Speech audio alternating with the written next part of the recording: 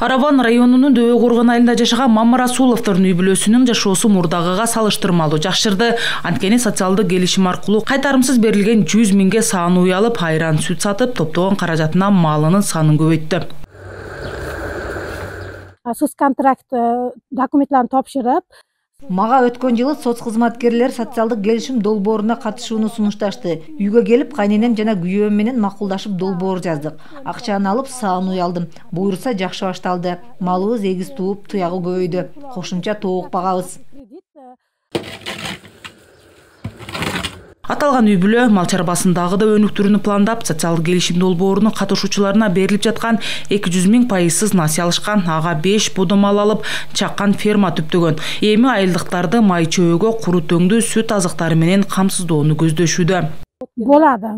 Харакет кылса болады. Эndi азыр чаккан фермабызда 10дон ашык мал жандыктар бар. Аны бордоп багып сатсак 2 эсе пайда көрсөк болот. Мамлекет бизге окшогон үй бүлөлөргө аябай жакшы колдоо көргөзүп жатат.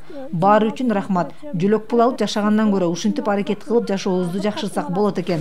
бакылышка yok olasiz. Undan ko'ra 100 mingni olib hareket kılış kerak da. Араван районунда былтыр мамлекеттен кайтарымсыз 100 миң сом алгандардын саны 350ге жеткен. Быйыл 1000ден ашуун үй бүлө арыз жазып, алардын 700-үнө берилген. Ал эми чаккан ишкерликти андан ары өнүктүрүү үчүн 10дон ашуун үй бүлө 200 миң сомдон пайызсыз насыя алуу үчүн кайрылган. Биздин Араван району боюнча биздин райондо социалдык контракт долбооруна кызыккандардын саны көбөйдү. Катышуучулардын басымдуу бөлүгү каражаттын айыл чарба тармагына жумшап жатат. Күнөскана кургандар да көп, мал чарбасын жандантты. Турмуш шартын жакшырткандар да көбөйдү. Ийгиликтүү ишке ашыргандарга мамлекеттен берилүүчү 200 миң пайызсыз насыяга да арыз таштап жатышат. Буйруса жаңы жылдан алса дагы да иштерин кеңейтишет деген үмүттөбүз.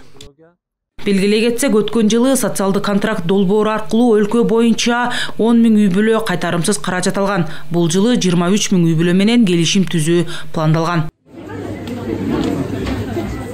Айжаңыл Турдумаматова, Мунарбек Арзбек уулу, ЛТР Ош облусу.